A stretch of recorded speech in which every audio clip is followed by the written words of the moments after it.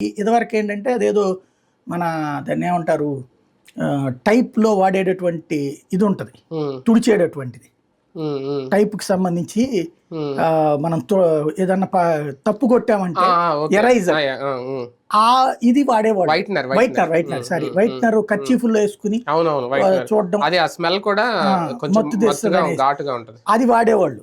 అది మేము స్టోరీలు చేసాం. ఆ తర్వాత కాలం గంజాయి అక్కడ మీకు చాలా చోట్ల ఇప్పుడేంటి ఆ రోజుల నుంచినే నేను రాసే చాలా ఈవెన్ హిడెన్ ఆపరేషన్స్ కూడా చేసాం. రోడ్డు పక్కన సాధువుల రూపంలో పడుకునేటటువంటి వాళ్ళు వాళ్ళ దగ్గర గంజాయి దొరుకుతూ ఉంటుందో అక్కడ రైల్వే స్టేషన్ ఇవన్నీ ఎప్పటి నుంచినో గంజాయి నా చిన్నప్పటి నుంచి స్టోరీలు కొడతానే ఉన్నా.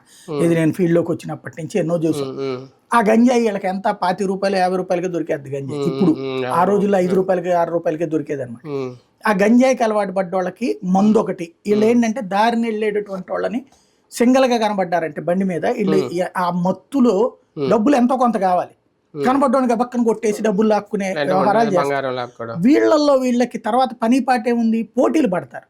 ఈ పోటీలలో నదిలో కృష్ణానది దగ్గర కూర్చుని ఓ రాళ్ళు చేతిలో పెట్టుకుని అది పలకరాళ్ళు ఇట్టా కొడితే ఎన్ని అలలు ఎక్కువ ఎవడు తెస్తాడు దాన్ని బట్టి రెండో వాడు డబ్బులు ఇచ్చుకోవాలి మిగతా వాళ్ళు. అదొక బెట్టింగ్లు చేస్తుంటారు.